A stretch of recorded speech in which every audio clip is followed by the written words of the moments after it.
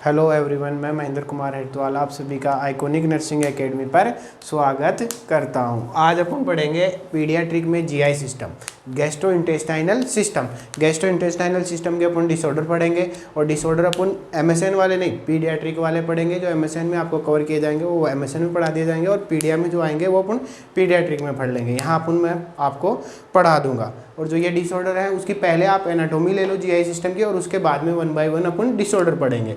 तो GI system हमेशा start कहाँ से होता है? माउथ से स्टार्ट होता है। कहाँ से स्टार्ट होता है? माउथ से। ध्यान रखना, रेस्पिरेटरी सिस्टम नोज से स्टार्ट होता है और जीआई सिस्टम माउथ से स्टार्ट होता है। कभी भी जीआई सिस्टम को आप नोज से स्टार्ट नहीं करोगे और रेस्पिरेटरी सिस्टम को कभी भी माउथ से स्टार्ट नहीं करोगे। ध्यान रखना, जब भी रेस्पिरेटरी सिस्टम को स्टार्ट करना होगा नोज से, नोज फर्स्ट ऑर्गन होगा, और जब जीआई सिस्टम को स्टार्ट करना होगा तो माउथ फर्स्ट ऑर्गन होगा। माउथ के बाद में जैसे जैसे आगे चलता जाता है, आगे जाके क्या आएगी? ईसोफेगस। और ईसोफेगस किससे जाके कनेक्ट रहती है? स्टोमक से जाके क्या रहती है? कनेक्ट रहती है।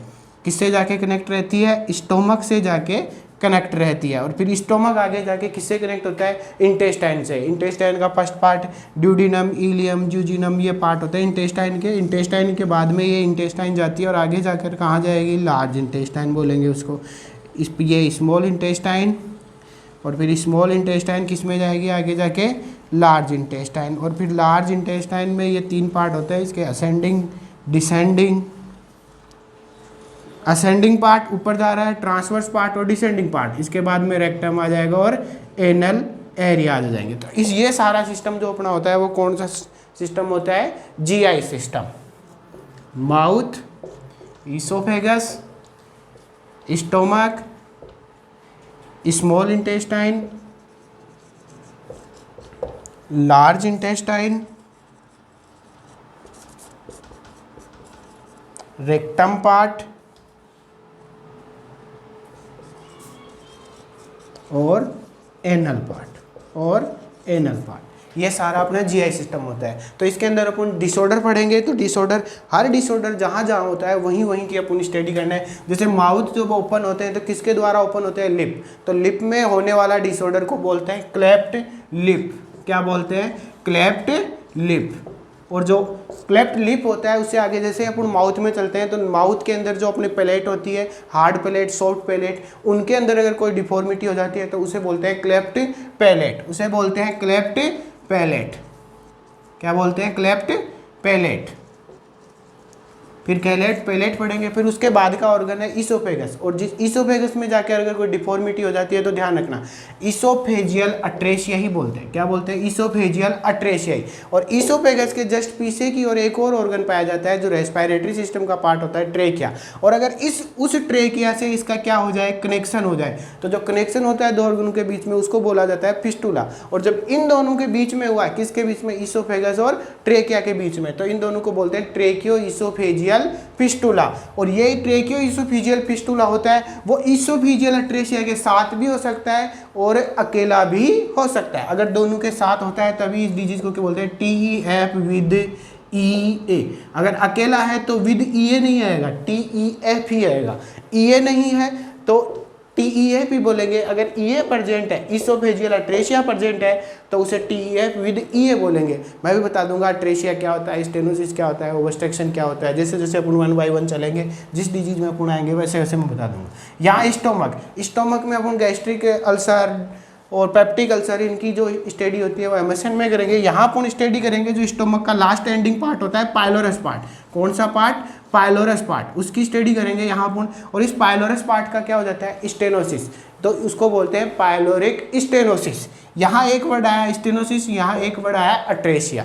स्टेनोसिस का मतलब होता है कोई भी ल्यूमन या कैविटी जो होती है वो सक्रिय हो जाती है। क्या हो जाती है? सक्रिय। और अट्रेशिया का मतलब होता है कि ये ऑर्गन इस ऑर्गन से नहीं मिल पाता। एक ऑर्गन का जो प्रोक्सिमल पार्ट होता है या जो डिस्टल पार्ट होता है वो आपस में मिल नहीं पाता है। किसी भी ऑर्गन का निर्माण इधर से होता हुआ कंप्लीट नहीं होता है, इधर से भी होता हुआ आता है और इधर से भी होता हुआ आता है, और फिर दोनों आप बीच के अंदर आकर क्या हो जाते हैं? फ्यूज हो जाते हैं। अगर वो फ्यूज नहीं हो और दोनों जो है वो कैसे हो जाए, दोनों जो एंड है वो कैसे रह जाए, ब्लाइंड रह जाए, उस कंडीशन को बोलते हैं अट्रेसिया। उस कंडीशन को क्या बोलते हैं, अट्रेसिया। और अगर दोनों प्रॉपर मात्रा में मिले हैं, अच्छा खासा फ्यूज हुआ है और उनके बीच में कोई ना कोई क्या हो चुका है, ओबस्ट्रक्शन आ चुका है, कोई ना कोई अवरोध उत्पन्न हो चुका है, तो उसे बोलते हैं ओबस्ट्रक्शन होना। क्या बोलते हैं, ओबस्ट्रक्शन होना। स्टेनोसिस का मतलब सकरा होना, अट्रेसिया का मतलब दोनों एंड का आपस में ना मिलना, ब्लाइंड होना। और अगर इनके बीच में कोई अवरोध आ चुका है, अगर ये बंद हो चुका है, तो इसको बोलते हैं ओबस्ट्रक्शन। ओबस्ट्रक्शन पार्शियली भी हो सकता है, कंप्लीट भी हो सकता है और इनकम्प्लीट भी हो सकता है। फिर जैसे जैसे अपन इंटेस्टाइन के अंदर चलेंगे तो इंटेस्टाइन के अंदर अपन डिजीज पढ़ेंगे इंटुसेप्शन। क्या आप डिजीज पढ़ेंगे, इंटुसेप्शन, मेगा कोलोन पढ़ेंगे या एगैंग्लियोनिक मेगा कोलोन पढ़ेंगे। और जैसे जैसे अपन फिर आगे एनल पार्ट में चलेंगे तो अपन एनल एनोरेक्टल मालफॉर्मेशन, रेक्टम और एनल की दोनों की एक साथ डिजीज पढ़ेंगे, एनोरेक्टल मालफॉर्मेशन। ये अपन 1 बाय 1 क्या पढ़ेंगे, इसकी डिजीज पढ़ेंगे। तो आज अपन, और ये तो हो गई अब डिजीज की बात, किसकी बात हो गई, डिजीज की बात। और फिर जैसे ही अपन इनके कॉमन चीज देख लेते हैं, हर डिजीज में अपन को 2 चीज देखने को मिलेगी, वो होगी इलेक्ट्रोलाइट इम्बैलेंस। क्या होगी, इलेक्ट्रोलाइट इम्बैलेंस। क्योंकि इन डिजीजों के अंदर फ्लूइड का अच्छे से अब्जॉर्प्शन नहीं हो पाएगा, बेबी सकिंग की प्रोसेस कंप्लीटली फुलफिल नहीं कर पाएगा। अगर मान लो किसी बेबी को क्लेफ्ट लिप है तो वो अच्छे से सकिंग नहीं कर पाएगा। कैसे नहीं कर पाएगा, ये सारी चीजें अपन जब डिजीज पढ़ेंगे उस दौरान मैं बताता रहूंगा। और इन दोनों जो एविडेंस होते हैं, ये सारी डिजीज होते हैं, उनमें 2 चीजें देखने को मिलती हैं, किसी किसी में डायरिया हो जाता है और किसी किसी में वॉमिटिंग हो जाती है। किसी किसी में क्या हो जाता है, डायरिया हो जाता है और किसी किसी में वॉमिटिंग हो जाता है। किसी किसी में क्या होती है, वॉमिटिंग। अब ये वॉमिटिंग क्या होती है और डायरिया क्या होता है, इन दोनों का जब भी कोई चीज़ होती है तो ध्यान रखना किसका लॉस होता है, फ्लूइड का लॉस होता है और इलेक्ट्रोलाइट का लॉस होता है। हम बात करेंगे जीआई सिस्टम में सबसे जो पहली डिजीज होती है वोमिटिंग। वोमिटिंग की डेफिनेशन सुन लो। वोमिटिंग उसे कहते हैं जैसे अपन जीआई खाना खा लेते हैं, खाना खाने के बाद में जो जीआई कंटेंट बचता है अपने फूड जाता है, जो स्टोमक में स्टोर होता है, उसका बार बार से रिट्रोग्रेड इजेक्शन होना, माउथ के द्वारा जीआई कंटेंट का रिट्रोग्रेड इजेक्शन होना, उसे कहते हैं वोमिटिंग। और जो अपने बार बार में जो खाना अपन खाते हैं उसके बाद में जैसे ही खाना अपने जीआई सिस्टम में जाता है, अपने स्टोमक में जाता है, और जैसे ही स्टोमक में जाता है आपके खाना, तो उसके बाद में जैसे आप लोग कुछ समय के बाद देखते हो, आधे घंटे के लगभग आप देखते हो, खाना खाने के बाद में आपको जैसे एक बार कहते हैं ना, जैसे उचकी से आती है, तो वो उचकी से आती है ना, वो यहाँ तक खाना आता है और उसके बाद में आपके जैसे माउथ में प्रवेश करता है और उसके बाद में वापस से वो खाना अंदर चला जाता है। आप जैसे ही स्वेलिंग करते हो खाना चला जाता है, बाहर नहीं निकल पाता है, उसे कभी भी वोमिटिंग नहीं कहते हैं, उसे कहते हैं रीगर्जिटेशन। क्या कहते हैं, रीगर्जिटेशन। और ये रीगर्जिटेशन अगर बार बार हो और एक साइकिल के दौरान होता रहे, बार बार होता रहे, तो उसे कहते हैं रूमिनेशन। क्या कहते हैं, रूमिनेशन। और रूमिनेशन होती है जो साइकेट्रिक अपनी साइकोलॉजी होती है, उसमें भी एक डिजीज होती है रूमिनेशन सिंड्रोम। रूमिनेशन सिंड्रोम का मतलब जैसे कई कई लोग बैठे रहते हैं ना यूं करके एकदम और गहरी सोच में रहते हैं, जैसे यूं ऐसा लग रहा है कि क्या मालूम पूरी दुनिया को हिला देगा, क्या मालूम क्या सोच रहा है, वो होता है सिंड्रोम, रूमिनेशन सिंड्रोम। लेकिन यहाँ का मतलब है रूमिनेशन का क्या, बार बार क्या होना, रीगर्जिटेशन होना, उसे कहते हैं रूमिनेशन। और जो वोमिटिंग होती है ये कई प्रकार की होती है। जो वोमिटिंग जैसे इसको वेराइटी भी बोल सकते हैं और टाइप भी बोल सकते हैं। जो वेराइटी ऑफ वोमिटिंग होती है कैटास्ट्रोफिक होती है या लाइफ थ्रेटनिंग। कैटास्ट्रोफिक का मतलब होता है कैसी होती है, कष्टकारी होती है। कैसी होती है, कष्टकारी। मतलब जैसे अपन को वोमिटिंग होती है ना, तो अपन को बहुत ज़्यादा कष्ट देती है वो। जब अपन को वोमिटिंग होती है तो ऐसा लगता है जैसे अपन को चक्कर आने लग जाते हैं, फ्लूइड एंड इलेक्ट्रोलाइट इम्बैलेंस हो जाता है, तो अपने कॉन्शियसनेस लेवल क्या हो जाता है, कम हो जाता है। वैसा होती है कष्टकारी, कैटास्ट्रोफिक होती है। और लाइफ थ्रेटनिंग मतलब कभी कभी वोमिटिंग इतनी ज़्यादा होने लग जाती है कि उसका जो फ्लूइड एंड इलेक्ट्रोलाइट इम्बैलेंस है वो क्या गड़बड़ा जाता है। ध्यान रखना, जैसे अपनी नॉर्मल बॉडी का टेम्परेचर जो ब्लड होता है, अपनी ब्लड की पीएच होती है 7.35 से 7.45, और जो 7.35 होती है सही है, और लास्ट मैक्सिमम 7.45 है, कोई दिक्कत नहीं है तब तक। लेकिन जब ये पीएच क्या हो जाए, कम होने लग जाए और 6.8 के करीब आ जाए, तो जब पीएच ब्लड की जो पीएच है वो कितनी आ जाए, 6.8 के करीब आ जाए, तो इस मनुष्य का क्या, डेथ निश्चित रहती है। उसको बचा सको तो बचा लो, वरना डेथ क्या रहती है, निश्चित रहती है। और उसी प्रकार से अगर पीएच इधर की तरफ भी 7.8 से ज़्यादा चली जाती है, तब भी मनुष्य की डेथ लगभग क्या रहती है, निश्चित रहती है।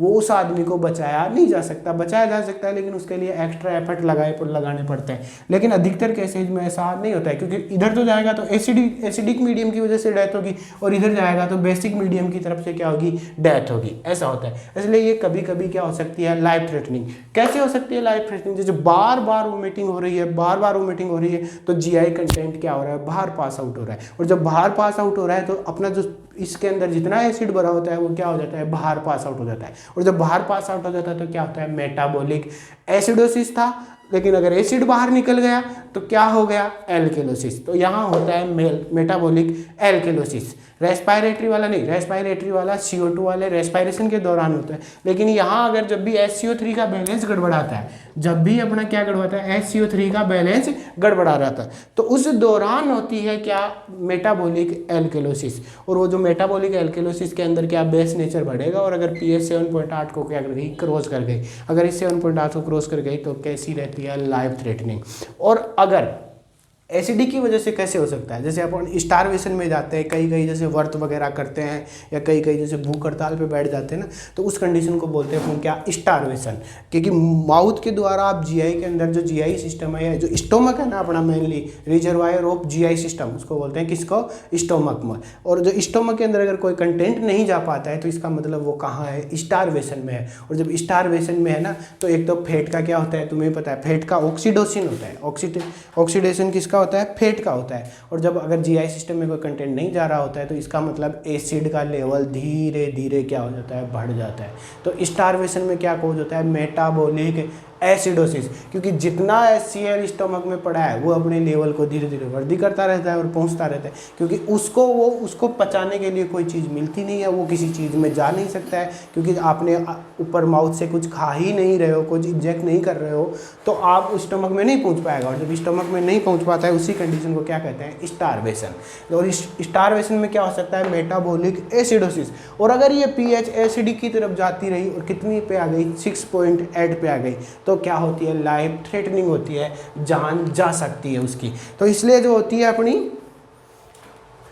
है अपनी वोमिटिंग, वो भी क्या हो सकती है, लाइफ थ्रेटनिंग हो सकती है। कैसे, pH जो होती है अगर उसमें क्या हो गई, कोई ना कोई गड़बड़ी हो गई, तो वो अपनी जान ले सकती है। इसलिए वोमिटिंग लाइफ थ्रेटनिंग भी होती है और कैटास्ट्रोफिक भी होती है। कैटास्ट्रोफिक कष्टकारी और लाइफ थ्रेटनिंग का मतलब जीवन जाने का खतरा रहता है। कोजेज क्या रहते हैं वोमिटिंग के, मेनली ऑर्गेनिक कोजेज होते हैं और इनऑर्गेनिक। ऑर्गेनिक कोजेज का मतलब कोई ना कोई ऑर्गन क्या है, इन्वॉल्व है। और इनऑर्गेनिक कोजेज का मतलब कि जो साइकोलॉजिकल बीमारी होती है ना, बुलिमिया नर्वोसा, एनोरेक्सिया नर्वोसा, या फिर जैसे फॉल्टी फीडिंग आ गई, फीडिंग जो टेक्निक होते हैं वो प्रॉपर मात्रा में नहीं करवा रहे हैं, जो अपन टेक्निक यूज में ले रहे हैं वो गलत टेक्निक है, या फिर ओवर फीडिंग करवा दी, तो ये सारी टेक्निक जो होते हैं वो इनऑर्गेनिक में आ गई। ऑर्गेनिक कोजेज का मतलब कोई ना कोई ऑर्गन उसमें क्या है, इन्वॉल्व है।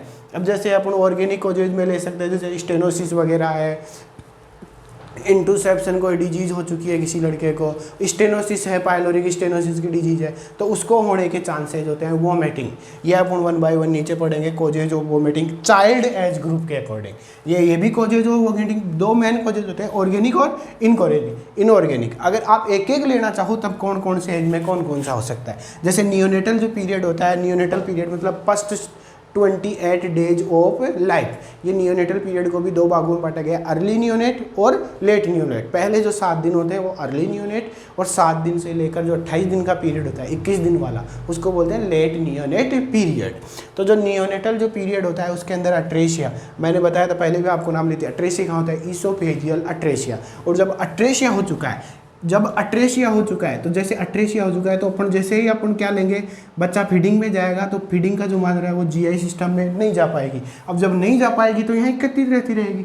अब जब यहाँ एकत्रित रह जाएगी तो एक समय ऐसा आता है जब ट्रेकिया और ईसोफेगस का ओपनिंग एक रहता है, एपिग्लोटिस, अगर वो ओपन हो गया तो इधर चला जाएगा, और जैसे ही इधर चला जाएगा तो आपको क्या, उसको सांस लेने में दिक्कत आएगी और उस कंटेंट को वो बाहर फेंकने की कोशिश करेगा।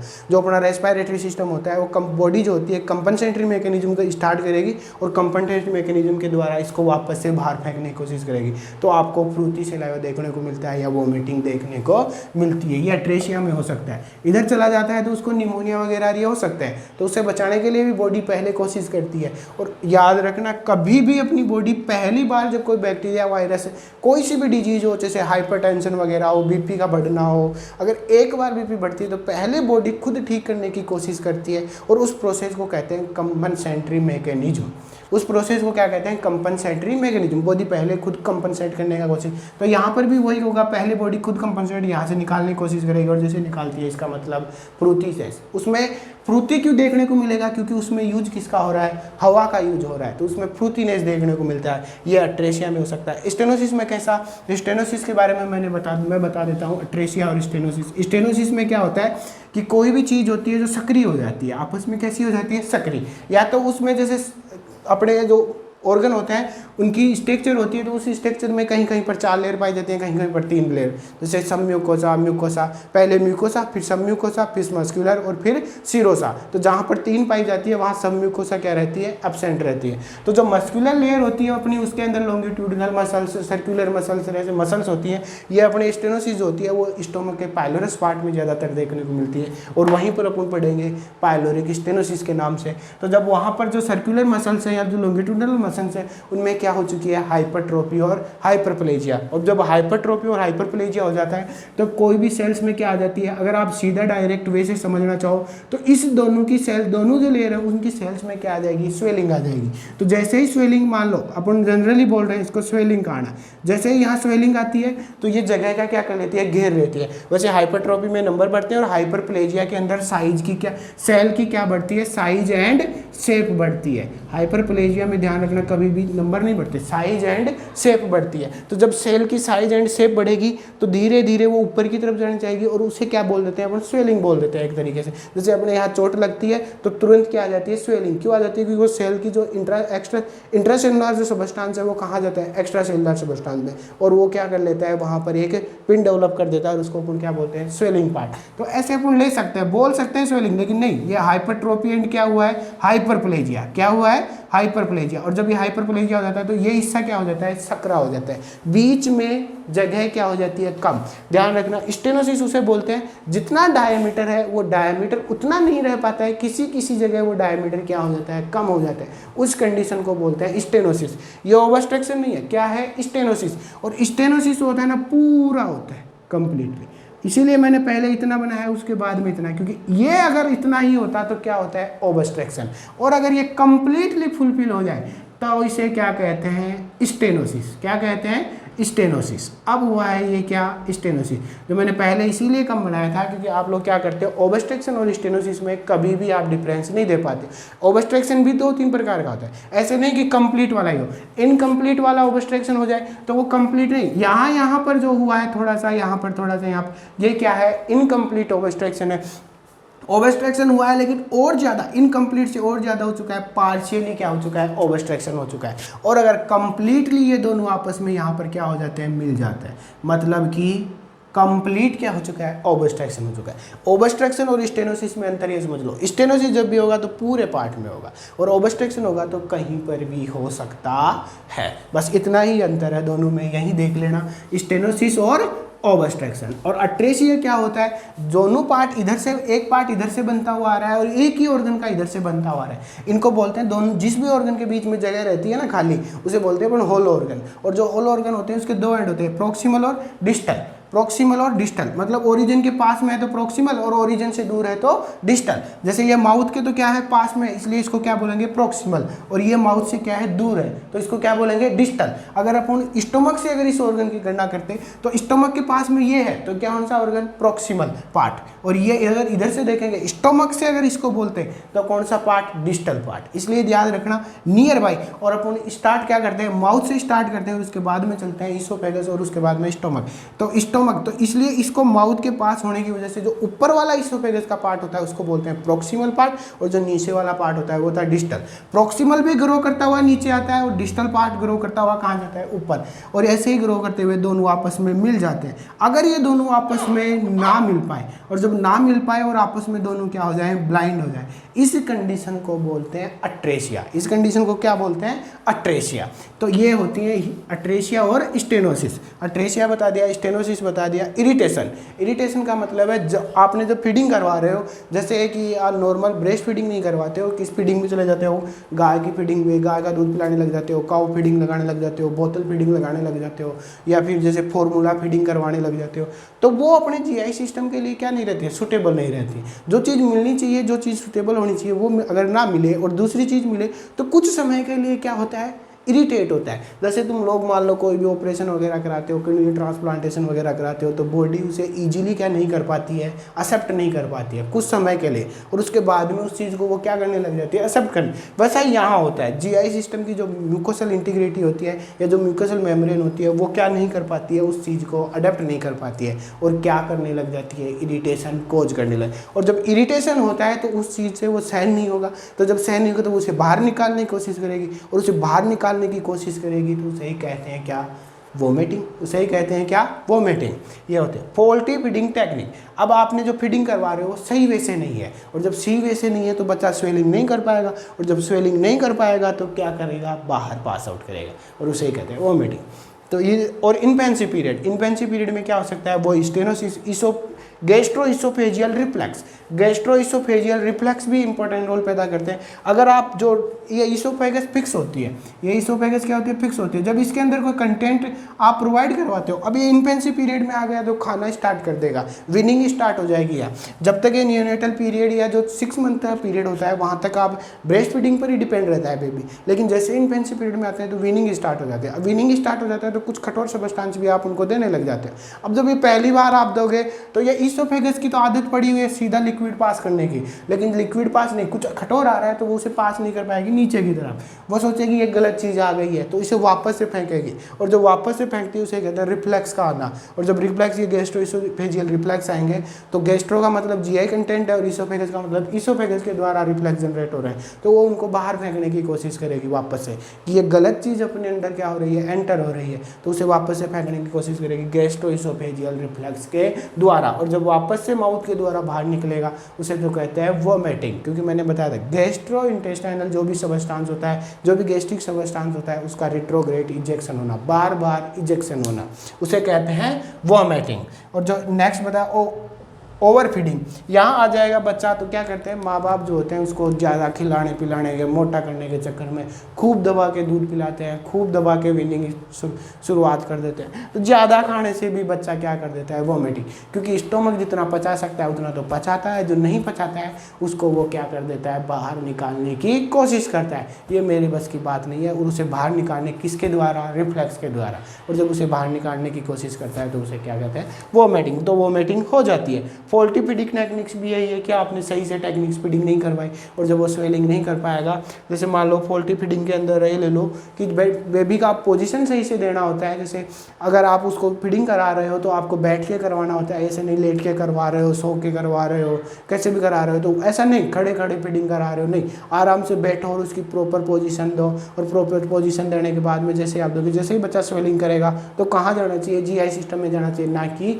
रेस्पिरेटरी सिस्टम में। अगर बाई चांस रेस्पिरेटरी सिस्टम में चला जाता है, किसकी वजह से, फीडिंग टेक्निक का सही इस्तेमाल नहीं करने की वजह से, और अगर जाने की कोशिश भी करता है एपिग्लोटिस के द्वारा तो उसे बाहर फेंकने की कोशिश कर दी जाती है। और फॉल्टी फीडिंग टेक्निक मतलब मान लो आप बोतल फीडिंग करा रहे हो, और जब बोतल फीडिंग करा रहे हो तो उसमें आपने निप्पल है उसमें बोतल को आप दबा रहे हो धीरे धीरे, और जब दबा रहे हो तो एक साथ उसमें से मिल्क निकल रहा है बाहर, और बेबी उतना स्वेलिंग नहीं कर पा रहा है, और जब स्वेलिंग नहीं कर पा रहा है बेबी तो उसको बाहर ही तो फेंकेगा, बेबी सीधा मुंह के द्वारा स्टमक में नहीं पहुंचा पाएगा तो बाहर फेंकेगा, और बाहर फेंक देगा तो वोमिटिंग क्या बोल देंगे, कोज हो जाती है। अब सुन, नेक्स्ट चाइल्डहुड पीरियड में, जब चाइल्डहुड पीरियड में जाता है तो इंटेस्टाइनल ऑब्स्ट्रक्शन की वजह से क्या हो सकता है, फिर वोमिटिंग हो सकती है। कैसे कि वो ऑब्स्ट्रक्शन मैंने बताया था अभी, कंप्लीट ओबस्ट्रक्शन और पार्शियल ओबस्ट्रक्शन और इनकम्प्लीट ओबस्ट्रक्शन। अब जब ओबस्ट्रक्शन हो चुका है किसी भी पार्ट का तो कंप्लीट हो चुका है, इसका मतलब तो ब्लॉकेज हो चुके हैं, ब्लॉकेज हो चुका है तो आगे कोई चीज़ जा ही नहीं पाएगी। अब जब आगे नहीं जा पाएगी तो इसमें कैसे वोमिटिंग होती है, साइंटिफिकली अभी तक कोई भी नहीं है, लेकिन कैसे वोमिटिंग होती है देख लो। नहीं जा पाती है तो बॉडी क्या सोचती है कि अपनी कुछ ना कुछ दिक्कत है, और अगर अपने अंदर कुछ ना कुछ दिक्कत है तो बॉडी जीआई सिस्टम में, इंटेस्टाइन में जो अपना फूड होता है वो किसके द्वारा मूवमेंट करता है, कभी भी कोई नर्व वगैरह कोई और सिम्टम्स नहीं आते हैं, कभी भी सीलेटेड एपिथेलियम वहाँ नहीं पाई जाती है, हैं। किसके द्वारा मूवमेंट करते हैं? कोई सीलिया फ्लैजिला के द्वारा भी मूवमेंट नहीं करते हैं। किसके द्वारा मूवमेंट करते हैं? पेरिस्टाल्सिस मूवमेंट के द्वारा। और जब पेरिस्टाल्सिस मूवमेंट के द्वारा आगे जब खाना मूवमेंट करता है तो अगर उसके बीच में ओबस्ट्रक्शन आ चुका है तो खाना आगे नहीं जा पाएगा। मान लो पेरिस्टाल्सिस मूवमेंट नॉर्मल आ रही है लेकिन खाना आगे नहीं जा पा रहा है, तो किसकी वजह से? ओबस्ट्रक्शन की वजह से। तो बॉडी क्या सोचती है कि अपने अंदर कुछ ना कुछ दिक्कत है, या तो अपनी पेरिस्टाल्सिस मूवमेंट क्या है? स्लो है, और जब स्लो है तो उसे बढ़ाती है। किसके द्वारा? कंपनसेटरी मैकेनिज्म के द्वारा। और जब बढ़ाती है तो ओबस्ट्रक्शन की वजह से आगे तो पास नहीं कर पाती है, लेकिन एक समय ऐसा आता है कि आगे नहीं, बैक पास कर देती है। कैसे? जैसे दो लहरें उठती हैं ना समुद्र के अंदर, और जब लहरें उठती हैं तो एक समय दोनों अगर लहरें आपस में बीच में आके टकरा गई, जैसे किनारे पे आके टकराती है तो पानी वापस से समुद्र में आके गिरता है, वैसे ही यहाँ होता है कि जैसे ही लहरें टकराएगी इधर से वापस इधर पहुँचा देगी उसको खाने को, और धीरे धीरे वो खाना ऊपर से जाता हुआ कहाँ हो जाएगा? वॉमिटिंग हो जाएगी उसकी। और अगर स्टोमक के अंदर ही ओबस्ट्रक्शन हो गया, पाइलोरस पार्ट के अंदर ही ओबस्ट्रक्शन हो गया, तो फिर वो इधर नहीं जा पाएगा। और जब इधर नहीं जा पाएगा तो जो गैस्ट्रिक अपनी म्यूकोसा है उसको कुछ समय के लिए तो रख सकती है, होल्ड करके रख सकती है, लेकिन उसके बाद में उसमें इरिटेशन कॉज हो जाएगा। और जैसे इरिटेशन कॉज होता है रिफ्लेक्स आना शुरू हो जाएंगे, और रिफ्लेक्स आएंगे तो उस रिफ्लेक्स को अगर नीचे नहीं पहुंचा पाए तो कहाँ पहुंचाएंगे? बाहर पहुंचाने की कोशिश करेंगे, और क्या कॉज करेंगे? वॉमिटिंग कॉज करेंगे। ये होता है इंटेस्टाइन। इंटुसेप्शन, ये डिजीज आप पूरी पढ़ाई जाएगी आपको। इंटुसेप्शन का अंत मतलब होता है स्मॉल इंटेस्टाइन में जो अधिकतर देखने को मिलता है। लार्ज इंटेस्टाइन का जो पहला पार्ट होता है, स्मॉल इंटेस्टाइन का जो लास्ट पार्ट होता है, सेकम बोलते हैं उसे, वहाँ देखने को ज़्यादा मिलता है ये चीज़। इसका इंटुसेप्शन का मतलब होता है जो अपनी जैसे समुद्र की लहरें आ रही हैं लेकिन किनारे पे नहीं, बीच में ही टकरा रही है, और जब बीच में टकरा रही तो आपस में एक दूसरे से लहरें मिल जाती हैं। तो जैसे पेरिस्टाल्सिस मूवमेंट में कोई अबनॉर्मलिटी है, मान लो पेरिस्टाल्सिस मूवमेंट बढ़ चुका है, तो एक समय ऐसा आता है कि दोनों तरफ से पेरिस्टाल्सिस मूवमेंट आ जाते हैं और बीच में टकरा जाते हैं। और जैसे बीच में टकराते हैं ना तो इंटेस्टाइन का एक हिस्सा दूसरे हिस्से में क्या कर जाता है? प्रवेश कर जाता है। जैसे मान लो इधर से मूवमेंट होता हुआ आ रहा है, और जैसे मान लो इधर से तो जाता है मूवमेंट होता हुआ ऐसे, लेकिन बाई चांस कभी कभी ऐसा हो गया कि इधर वाला मूवमेंट सही नहीं हुआ और मूवमेंट बीच में रुक गया जैसे ही ऊपर हो, और इधर वाला मूवमेंट जैसे ही दूसरा आता है, अगर ये मूवमेंट पास नहीं हुआ और पास नहीं हुआ तो इधर वाला पहले पास नहीं हुआ, तो ये दोनों आपस में टकरा जाते हैं, और जैसे ही टकराते हैं तो एक दूसरे में फंस जाते हैं। इस कंडीशन को बोलते हैं इंटुसेप्शन। ये मैं आपको आगे चल के बताऊंगा। इसका अगर आप बेस्ट उदाहरण देखना चाहो तो जो सेल्फी स्टैंड आता है ना अपना, सेल्फी स्टैंड में एक में से एक एक चीज़ें निकलती रहती हैं, और फिर जैसे ही आप डालते हैं तो वापस डल जाती हैं। वो नेचर मतलब टेलोस्कोपी नेचर हो जाता है इंटुसेप्शन में। किसका? इंटेस्टाइन का।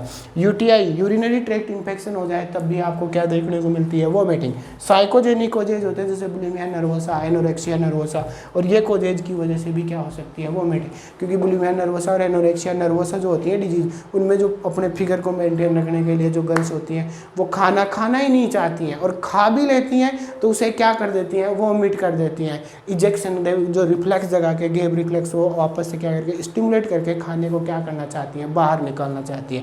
इसमें एक चीज़ सुन लो, ऑर्गेनिक कोजेज और इनऑर्गेनिक कोजेज, इन दोनों में ही है ये सारे। जो जिनमें ऑर्गन इन्वॉल्व है ऑर्गेनिक कोजेज, और जिनमें ऑर्गन इन्वॉल्व नहीं है क्या है? Inorganic causes. जैसे साइकोजेनिक जो कोजेज हैं वो ऑर्गेनिक में आएंगे कि इनऑर्गेनिक में? किस में आएंगे? इनऑर्गेनिक में। और जो स्टेनोसिस है, एट्रेसिया, ये किस में आएंगे? ऑर्गेनिक कोजेज के अंतर्गत आएंगे। और ध्यान रखना इनऑर्गेनिक जो कोजेज होते हैं उसमें कभी भी फ्लूइड एंड इलेक्ट्रोलाइट इम्बैलेंस नहीं होता है, क्योंकि ये जो कोजेज होते हैं ना, ये जितना खाना होता है उतना तो लेडी खा लेती है, उसके बाद में अगर ओवर फीडिंग करे या कुछ और हो तभी क्या करती है? वो वोमिटिंग करती है। इसमें चिंता की कोई बात नहीं रहती है, लेकिन माँ बाप होते हैं, छोटे बच्चे होते हैं, अगर उनमें ऐसा हो रहा है तो उसके माँ बाप क्या हो जाते हैं? चिंतित हो जाते हैं, और उनमें एंजाइटी वगैरह, फियर वगैरह डेवलप हो जाते हैं। वो डॉक्टर के पास ले आते हैं, डॉक्टर आता है, पूछता है, कह देता है कोई दिक्कत नहीं है, एक मात्र इंजेक्शन लगा देता है, और इंजेक्शन लगा कह देता है ले जाओ आप बेबी को, कोई दिक्कत नहीं है। आप वहाँ पर घर पे जाओ, ज़्यादा पानी पिलाओ, ये पिलाओ, ORS का घोल पिलाओ, ये कर देता है। ऑर्गेनिक को जो जब भी होता है ना तो उसमें दिक्कत है बेबी को, वॉमिटिंग होगी, कैसी? सीवियर वॉमिटिंग होगी, फ्लूइड एंड इलेक्ट्रोलाइट इम्बैलेंस होने का खतरा रहेगा। और अगर ये वॉमिटिंग ऑर्गेनिक कोजेज के द्वारा वॉमिटिंग होती है तो फ्लूइड एंड इलेक्ट्रोलाइट इम्बैलेंस हो रहा है तो बॉडी के लिए क्या हो सकती है? लाइफ थ्रेटनिंग हो सकती है या कैटास्ट्रोफिक हो सकती है। हाँ सुन लो, अपन अभी अपने चाइल्डहुड पीरियड के बारे में, इन्फेंसी पीरियड, नियोनेटल पीरियड में क्या क्या कॉजेज हो सकते हैं वो पढ़ लिया है। अब सुन लो इसका मैनेजमेंट सुनने से पहले एक चीज़ और पढ़ लो। वोमिटिंग जो होती है वो दो तरीके से बोल सकते हैं अपन, नॉन बिलियस, बिलियस वोमिटिंग। जो बिलियस और नॉन बिलियस होती है उसमें अंतर कितना होता है? अपन जनरली तो यही कह देते हैं कि स्टोमक से यानी ड्यूडिनम से ऊपर हुई है तो क्या, नॉन बिलियस वोमिटिंग, और अगर ड्यूडिनम स्मॉल इंटेस्टाइन उसमें इन्वॉल्व है, स्टोमक से नीचे हो रही है तो क्या, बिलियस वोमिटिंग नहीं। एक वाटर एम्पुला ऑफ वेटर आता है, एक पार्ट आता है अपनी बॉडी का ampulla of waiter, ampulla of waiter. अगर इस पार्ट से ऊपर हो रही है तो नॉन बिलियस, और इस पार्ट के क्या हो रही है, नीचे हो रही है तो बिलियस। ये ड्यूडिनम का पार्ट होता है जहां पर अपनी हेपेटिक डक्ट, पैनक्रियाटिक डक्ट आकर खुलती है, उस पार्ट को बोलते हैं एम्पुला ऑफ वेटर। अगर इससे ऊपर हो रही है तो नॉन बिलियस वोमिटिंग, और इससे नीचे हो रही है तो बिलियस वोमिटिंग। बिलियस में बायल स्टेन प्रेजेंट होता है और नॉन बिलियस में बायल प्रेजेंट नहीं होता है। अब इसका मैनेजमेंट करते हैं अपन। मैनेजमेंट के अंदर यही देख लो, अगर इनऑर्गेनिक कॉजेज है उसका कोई भी अपन को मैनेजमेंट नहीं करना होता, लेकिन हॉट कार्बोहाइड्रेट सब्सटेंसेस को नहीं देने, क्योंकि इसके अंदर फ्लूइड एंड इलेक्ट्रोलाइट का लॉस हो रहा है। इनऑर्गेनिक के अंदर भी वोमिटिंग हुई है तो आपको लगता है उसको ठीक करना है, क्योंकि फियर एंड एंजाइटी पेशेंट को क्या, जो उसके माँ बाप होते हैं छोटे बच्चे के, उसमें फियर एंड एंजाइटी आने लग जाती है और सोचने लग जाते हैं कि अपने बच्चे में ऐसा क्यों हुआ है, और क्यों हुआ है तो वोमिटिंग हुआ ही है, मान लो फ्लूइड एंड इलेक्ट्रोलाइट का लॉस हुआ है, बेबी में ग्रोथ फेलियर हो सकता है, फेलियर ऑफ थ्राइव की कंडीशन हो सकती है, तो उसे ठीक करने की कोशिश करने हैं। लेकिन ठीक करने के लिए क्या करते हैं, छोटे बच्चों को चाय पिला देते हैं। कभी भी चाय नहीं पिलानी चाहिए। कार्बोहाइड्रेट जो सब्सटेंस होते हैं वो मीटिंग के बाद में कभी भी नहीं देने चाहिए। वो अपनी इंटेस्टाइनल इंटीग्रिटी होती है या जो म्यूकोसल इंटीग्रिटी होती है उसको क्या करते हैं, अफेक्ट करते हैं, इरिटेट करते हैं। तो कभी भी कार्बोहाइड्रेट सब्सटेंस आपको नहीं पिलानी, चाय नहीं पिलानी है, कॉफ़ी नहीं पिलानी। ओनली फॉर एक सिप ऑफ वाटर पिलाओ, नॉर्मल लिक्विड पिलाओ, और उसको कहते हैं ना घर पे गरारे करते हैं और फिर वापस से थूक देते हैं उसको। तो एक बार तो थूक दो और उसके बाद में उसको लिक्विड, जो क्लियर फ्लूइड होता है वही आप उसको, जो लिक्विड फ्लूइड है अपनी जो घर में उत्पन्न है, जो भी अपने घर में मिल जाता है वो उसको पिला दो, या घर में मेड जो ORS होती है वही उसको क्या कर दो, पिला दो। चीनी वगैरह उसमें मिलाओ पानी में और छोटे बच्चे को क्या कर दो, पिला दो। बस इतना ही करना है इसके अंदर। अगर आप ऑर्गेनिक कोजेज हो रखी है तो या तो उस ऑर्गेनिक कोजेज में, जैसे स्टेनोसिस है तो स्टेनोसिस को क्या करो, दूर करो। जैसे पायलोरी स्टेनोसिस है तो उस पायलोरिस पार्ट में कोई ना कोई उसकी टोमी करो, या फिर बैलून डाल के उसको वापस से फुलाओ, कैसे भी करो, या टेंट डाल दो उसके अंदर। जैसे तुम लोग बोलते हो ना हट के अंदर छल्ला डल गया, छल्ला नहीं स्टंट डल गया, इंग्लिश में बोलने के लिए स्टंट डल गया। वो स्टंट होता है, वो एक प्रकार से स्प्रिंग डाल देते हैं, जैसे अपने पैन में स्प्रिंग आती है ना, वो डाल देते हैं। वो उस पार्ट को क्या कर देते हैं, चौड़ा कर देते हैं। उस पार्ट को वहाँ पर जो डायमीटर होता है उसका डायमीटर जो होता है ना, वापस से डायमीटर नॉर्मल कर देते हैं। और जब डायमीटर नॉर्मल हो जाता है जितना होना चाहिए उतना,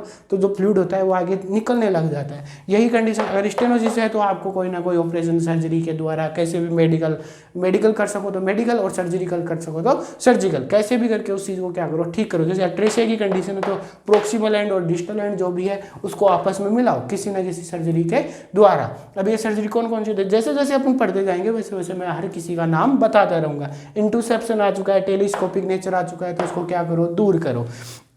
और इंटेस्टाइनल ओबस्ट्रक्शन हो चुका है तो उस ओबस्ट्रक्शन को वहाँ से हटाओ।